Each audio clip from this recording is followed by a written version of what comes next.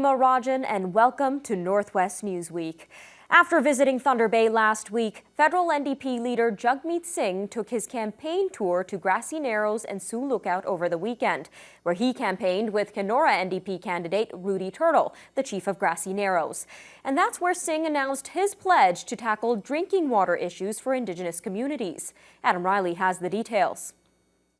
Why is it that Indigenous communities, it's okay to have drinking water that's not clean? A resupply of drinking water is part of the daily routine for residents of Grassy Narrows. The water here is toxic, contaminated by the Reed Pulp and Paper Mill in Dryden during the 1960s and 70s, when it disposed of mercury which leached into the English Wabigoon River system. It was here NDP leader Jugmeet Sing announced his ambitious plan to fix the issue and, by extension, end all drinking water advisories in First Nation communities. I'm saying let's do whatever it takes to clean that drinking water. And we already know roughly the figure. The PBO has indicated that there's a $1.8 billion shortfall. So that's roughly the amount that's being put forward as what we need to fund. So absolutely we should be able to fund $1.8 billion. Singh knows he will have to work with the Doug Ford government, especially when it comes to getting roadways into the far north to deliver the equipment needed to tackle his pledge. We absolutely will have to work with provincial governments, but for many of the solutions, it's a matter of providing the resources to the community, the training, the equipment being delivered to those communities. It can be done. Singh was joined Saturday by Kiiwetinoong MPP Saul Mamakwa and Grassy Narrows chief and NDP candidate Rudy Turtle. Mamakwa says he's frustrated with the back and forth and lack of action from both the federal and provincial governments. If there was will on part of the government, they do it. And I think when we talk about priority, we're talking about will. And we just needed to be treated as people. People play political ping pong on the lives and the health of our people. Turtle joined the NDP as a candidate for the Kenora riding after becoming fed up by what he calls stall tactics on behalf of the government. Quite often there'll just be quoting regulations and procedures and things that are normally done. Well, this is not a normal situation.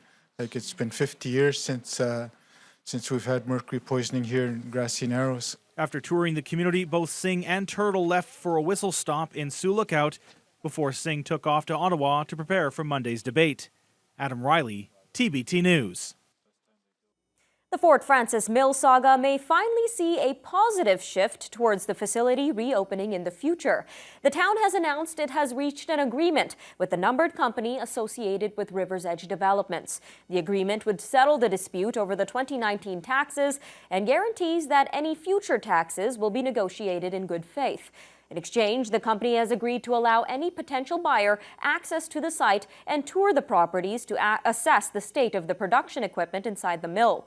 The agreement will also allow the buyer access to environmental information under a confidentiality agreement. The Webequie First Nation continues working to build a supply road from their community to the Ring of Fire. An open house was held on Thursday in Thunder Bay as a necessary step in their environmental assessment process. And community officials are hoping the road can bring prosperity to residents upon its completion. Corey Nordstrom reports. The proposed Webequie Supply Road will stem 107 kilometers from the community's airport to the McFalls Lake area in the Ring of Fire. They have now begun a crucial step to moving forward on that project, public consultation. Lands and Resources Director for Webequie First Nation, Gordon Wabass, says these open houses for the environmental assessment are critical as they define their next steps to maximize the potential the all-season road could bring. I'm hoping that through input by the community members that they'll be able to further define the terms of reference in terms of what kind of relationships we need to benefit from the synergies of the potential development within our area. Webequie currently has no partnerships with mines in the Ring of Fire and notes that this project is solely a project of their own, also not for connection with the provincial road network.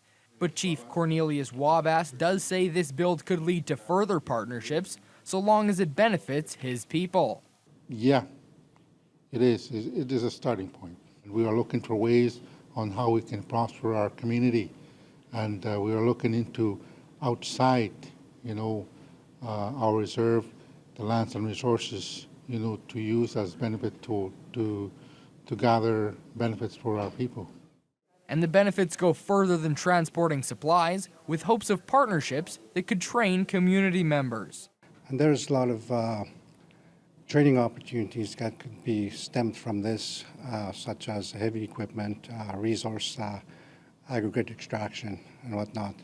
And those are the synergies that we are looking for that will be compatible for the community members. When the environmental assessment is completed, Webakwe will see if it fits their three-tiered approach, focusing on the community's well-being and the preservation of their culture. Corey Nordstrom, TBT News. Just over a year has passed since a life-altering incident for a corrections officer at a Kenora jail. John Santoris has been unable to return to work due to trauma from being taken hostage by a group of inmates. He is now advocating for improvements in the corrections system in hopes of preventing another similar incident. Here once again, here's Adam Riley.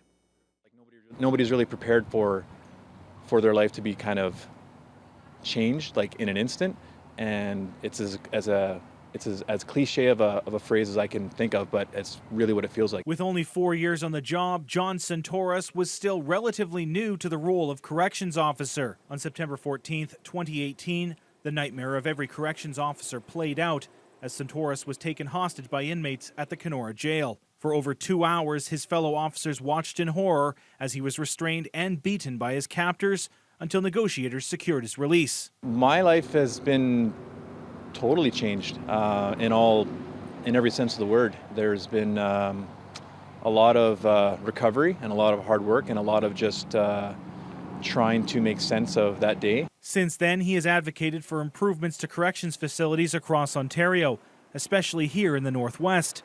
Last month, Santoris received this letter from Ontario Solicitor General Sylvia Jones, which hailed him as a hero, a term Santoris outright rejects. I don't want that kind of attention. I don't want that kind of, I don't want any kind of those titles. I want change to happen. Earlier this year, the province announced a new jail will be coming to Thunder Bay and announced improvements for the Kenora facility. This is a problem that we're taking very seriously. I've had the Solicitor General visit the facility. I visited it a couple times myself. We've made some safety upgrades and improved some of the working conditions. But Santoris says while physical infrastructure improvements are a good start, the province is still falling short. They've been talking about the facilities being understaffed for years. They're still understaffed, and you can put all the infrastructure in there that you want, but if there's nobody there to man them and there's nobody there to make them work, then that's not a real solution.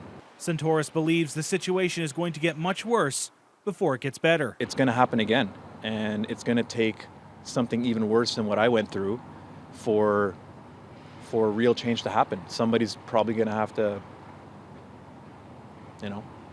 it's going to get worse. Adam Riley, TBT News. Criminal charges have been withdrawn against two former top officials with the Superior North Catholic District School Board. 58-year-old Alexa McKinnon was the Director of Education and 56-year-old Rod McKinnon was a plant manager when they were charged last year with fraud and breach of trust. OPP had initiated an investigation about an alleged fraud involving over $26,000. Those charges have now been withdrawn after it was decided by the Crown that it was not in the public interest to proceed. A lawyer for Rod McKinnon confirms that his client has made a payment of $10,000 to make the board whole and eliminate the need for any further litigation between the two parties. Now, a lawyer for Alexa McKinnon says there has been no payment made by his client as she was not guilty of any wrongdoing. Well, a bold new initiative has been launched by Grand Council Treaty 3 to encourage its membership to vote and improve voter turnout in this federal election. It's called Treaty 3 Votes, which is similar to 2015's Rock the Vote, which promoted voting in Indigenous communities across the country. Ogichida Francis Kavanaugh says for many of his people, there is both a deep distrust of the political system and barriers which prevent members from going out to vote. A lot of our people will not participate because they don't have the proper identification. There's no driver's licenses. There's an inability for them people to go to polling stations and this and that. And so that was the biggest reason why we're doing this. Kavanagh feels that with more Indigenous voters and more Indigenous candidates being elected, the voices of his people and other Indigenous communities will be heard. We now continue with our federal election profiles, and this week we are focusing on the riding of Thunder Bay Superior North. NDP candidate Anna Betty Achny-Penescum comes with experience as a deputy Grand Chief of the Anishinaabe-Aski Nation, and she is now hoping to turn the riding back to orange. Alana Pickrell has more. The former Nain deputy chief and mother of 6 is now seeking a seat in Ottawa for the next 4 years to represent this region. Anna Betty Achny-Penescum says she has worked hard her entire life to take care of her family, and that dedication is something she says she will continue to bring to the people of Thunder Bay Superior North. As an Indigenous woman, I believe that I see things from a different lens. And I believe in fairness and equality, because that is something that I have to work at every day to ensure that I'm treated with fairness and equality. The Martin Falls First Nation member has lived in the region her entire life, including the last 33 years in the city of Thunder Bay. All those gaps that I have seen, that I have heard our citizens, talk to me about, those are the things that I want to work on. Before Election Day on October 21st, Achny-Penescum is hoping to do another full tour in the region to meet the people she is hoping to represent. Alana Pickrell, TVT News. Thunder Bay Superior North went Liberal in the 2015 election, and the incumbent MP Patty Haidu is hoping to retain that seat for another term. Tyler Kelleher has more.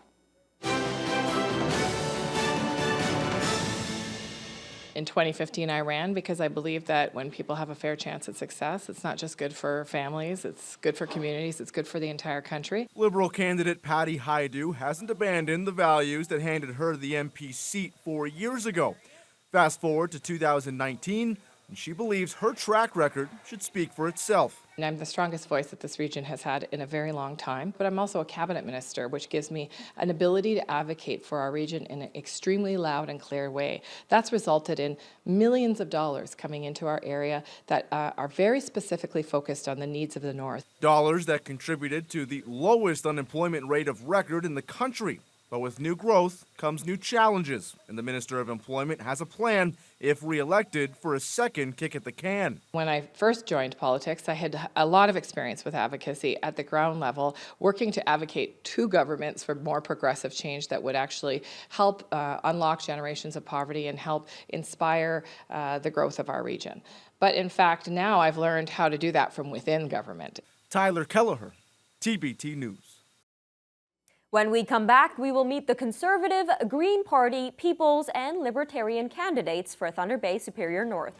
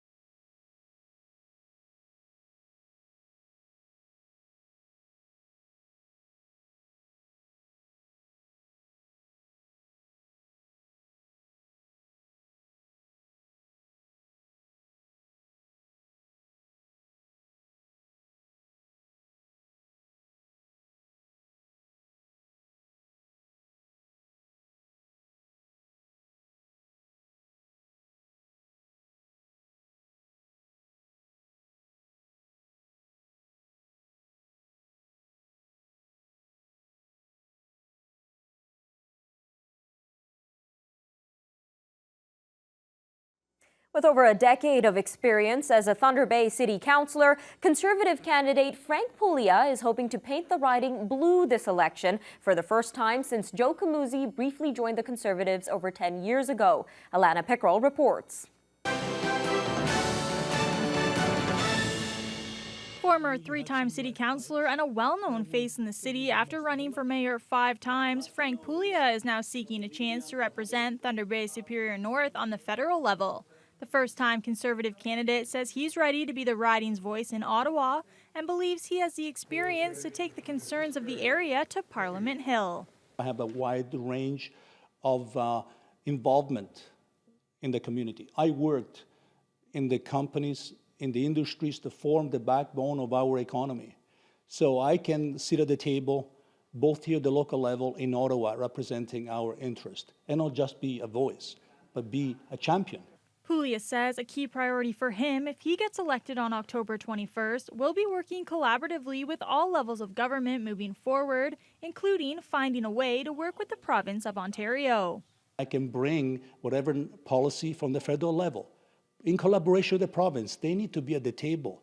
The province, alienating the province is not going to help the future government to move forward. It may be a short-term gain for them, long-term pain for our region. So we need to work in collaboration with the provincial government. Alana Pickrell, TBT News. The Green Party's Bruce Heyer is hoping to recapture his former seat, which he held for 2 terms. Heyer was elected in 2008 and 2011 as an NDP, but then he quit the party in 2012 and became a Green MP the next year. Adam Riley has more. Bruce Heyer has no expectation that his party will form the next government, but he does believe that the Greens could help sway the balance of power in the House of Commons. We are probably headed for a Liberal minority government, but we need one where one or both Green MPs in Thunder Bay go to Ottawa to keep Trudeau more honest. That's why Heyer is trying to recapture the seat he held for 7 years to ensure Trudeau keeps his promises, particularly when it comes to electoral reform, which Heyer believes is a key issue, right alongside more high-profile concerns like climate change and economic development. You may recall that Mr. Trudeau promised about 2,000 times to change our electoral system, and then later he said he was fibbing. I hope to hold Justin Trudeau's feet to the fire on all of those issues. Heyer believes his past experience in the House of Commons makes him the obvious choice to once again represent the people of Thunder Bay Superior North in Parliament. Adam Riley, TBT News. The next election profile features a first-time candidate in a new political party. Yousef Kanjari is running in Thunder Bay Superior North for the People's Party of Canada. Corey Nordstrom has more. Being the youngest candidate on the ballot at 23 years old, Yousef Kanjari of the People's Party of Canada thinks his age will help draw a growing number of youth voters in Thunder Bay Superior North. And as he is spoken to in numerous local debates, accountability is something Kanjari believes has been lacking in politics, which led to his decision to join the People's Party and seek election. Anyone can think of a whole list of people they have problems with who have promised them things. And after getting involved with different organizations and different volunteer groups, I realized that if we don't step up ourselves, then no change will ever happen. So I decided to be the change that I wanted to see. That theme of accountability can be seen throughout their party mantra, as Kanjari says the People's Party plans to do so in an economical sense, making life more affordable for those in not only northwestern Ontario, but Canada. We're bringing accountability back into politics and with businesses, and we're making it a lot more easier for people who want to do startup businesses, who are small business owners. We're really bringing back a lot more benefits for the small business owner and people who are just starting out. Corey Nordstrom, TBT News. And the final name on the ballot in Thunder Bay Superior North is a first-time candidate. Marathon resident Alex Vauden has decided to run for the Libertarian Party. Vauden has been going door to door, letting people know what his party stands for. The Libertarians seek smaller government and lower taxes for Canadians. But because of that ideology, Vauden is in direct competition with the similar ideologies in both the Conservative Party and the People's Party. He explains that his party wants to bring more autonomy to Canadians. They're not offering, for instance, us, one of our big aims is to decriminalize all substances, right? Because, I mean, we all know that prisons are an archaic form of punishment, right? But we all continue to put people in prison for victimless crimes, right? And how does, it's not helping anyone. Next week, we will conclude our regional coverage of the lead-up to the 2019 election with candidate profiles from the Kenora riding. And coming up after the break, candidates in both Thunder Bay Superior North and Thunder Bay Rainy River gathered for another debate to discuss some of the top questions affecting the region. Stay tuned.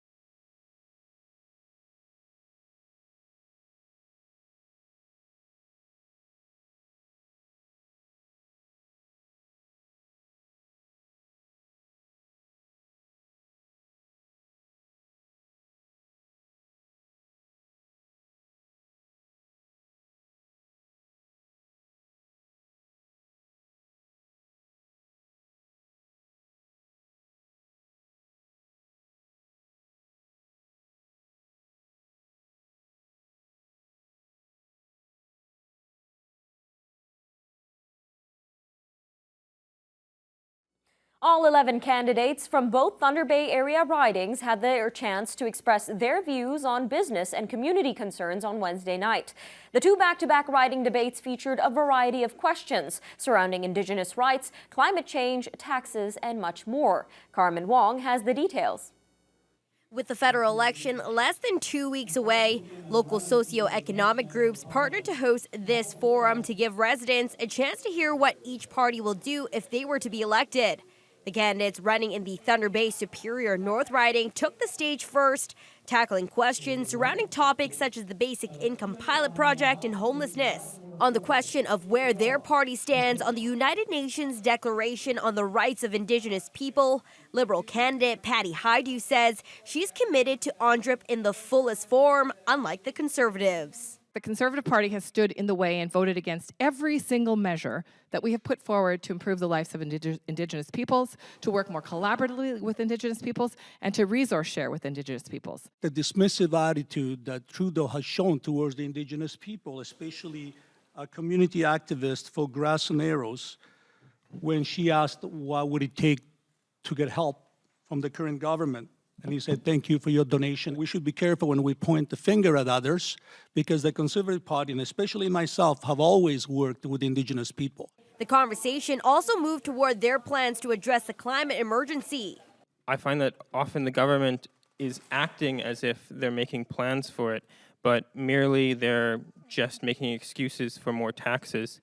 So as the People's Party, we need to start addressing actual infringements on our environment. We will push corporations to providing greener solutions by allowing them to act more freely. Trudeau and the Liberals have been climate hypocrites, voting to declare a climate emergency one day and the very next day buying a pipeline to export raw crude and jobs to communist China.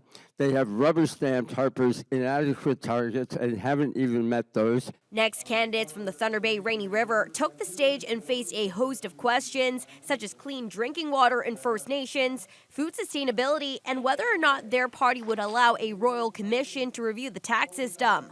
On that question, here's what some candidates had to say. We want to raise revenues through new, fair and progressive taxation sources. We want to close the loopholes, being tax havens and where big corporations are able to store away money. 80% of Canadians today pay $800 more per year in taxes than they did 4 years ago.